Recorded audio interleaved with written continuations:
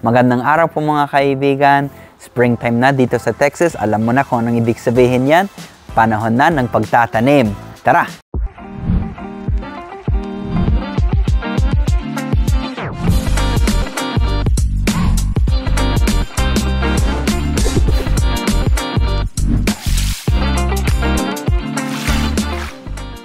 May glove si Jiro kasi sobrang mahilig siya mag-dig dito sa dirt. Maghanap na siya ng worm. Mahilig talaga maghanap ng mga bugs. Tapos may gloves din si Jax. Ayan, pwede ka na mag-dig. Are you gonna find a worm? Yeah. Yan, isa pa.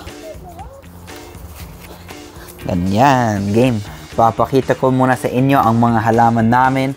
Halos lahat ng mga to galing sa ate ko.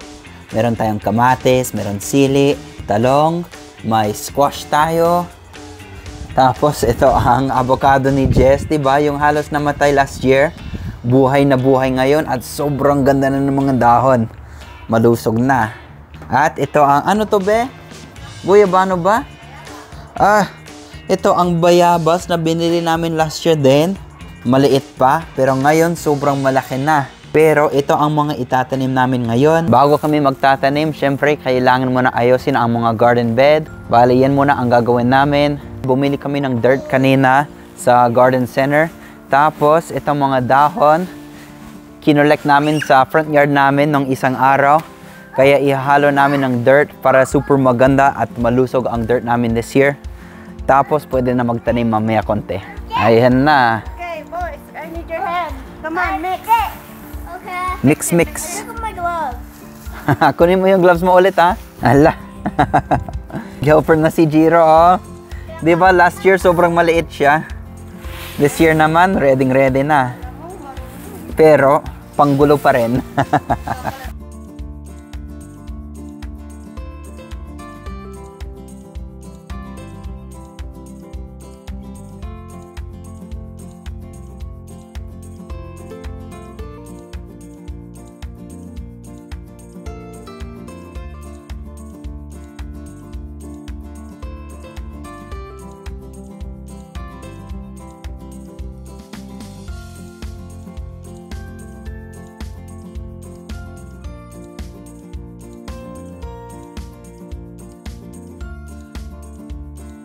Itong isang maliit na garden bed, sira-sira na yung kahoy. Yan ang medyo pangit sa kahoy.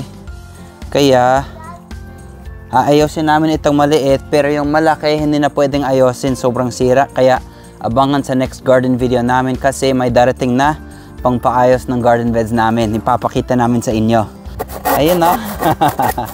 Ala, kaya mo, ah.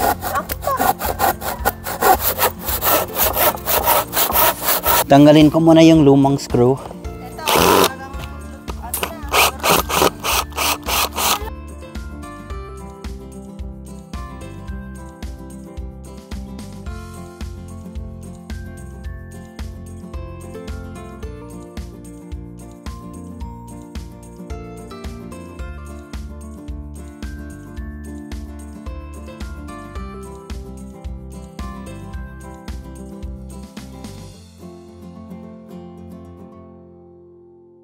Tamang-tama.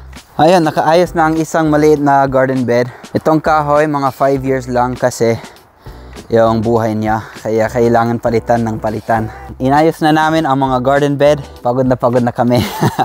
Pero pwede na magtanim. Pinaplan lang namin kung saan namin ilalagay yung mga halaman. Yan, nilalagay na ni Jess. Bali dito sa isa na maliit, kamatis daw. Dito sa harap, mga sili namin. Madami kaming klaseng sili galing kay ate ko.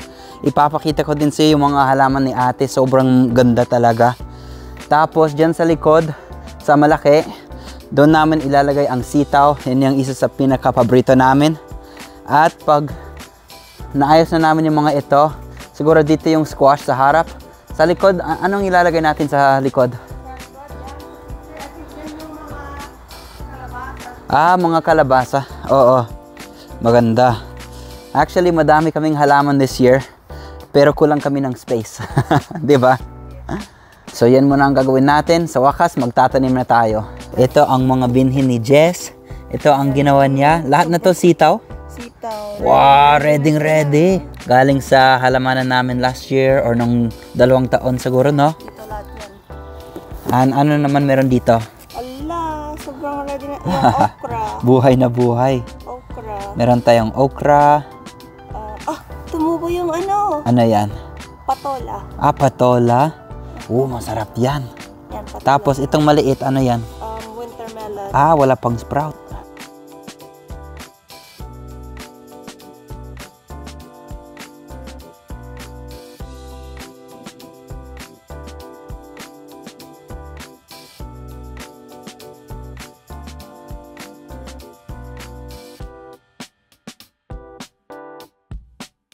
Halos lahat ng mga sili na to galing kay ate at iba't ibang klase. Meron jalapeno, may serrano, may Thai chili, lemon spice. Ito ang fish. Tapos buena mulata pepper. Craig's Grande. Ito yung pinakamalaking jalapeno daw. Sana. Tapos itong bali 3 yung binili namin. May chili de arbol, maanghang yan. Tapos may bell pepper at habanero.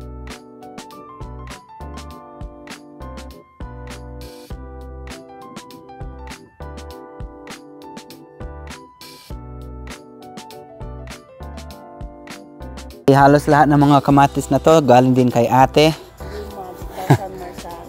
May San Marzano, may Roma.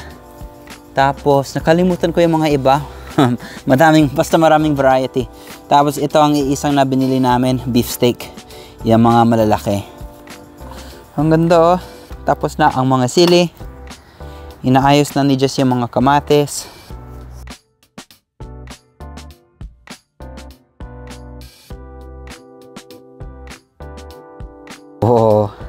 Ito ang Japanese talong.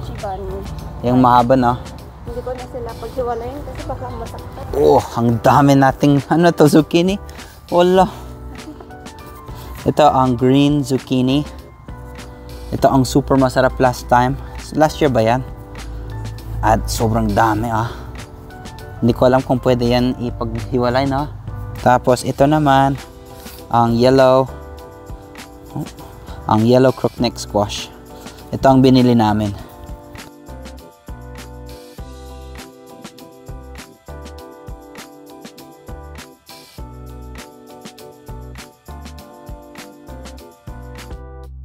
Sa ngayon, tapos na kami sa pagtatanim. Tinadiligan ko na lang. Ang mga tinanim namin, meron tayong sitaw, madaming klaseng sili, mga kamatis, madaming klaseng kalabasa, tapos mga talong, may okra. Dito sa mga maliit na pot, meron tayong patola. Kaya sobrang excited kami. Pero hindi pa kami tapos. Abangan nyo po ang part 2 ng pagtatanim kasi aayusin namin yung garden bed dyan sa likod. May surprise kami doon na gagawin namin sa space na yan. Tapos ipapakita lang namin sa inyo ang progress ng mga halaman namin.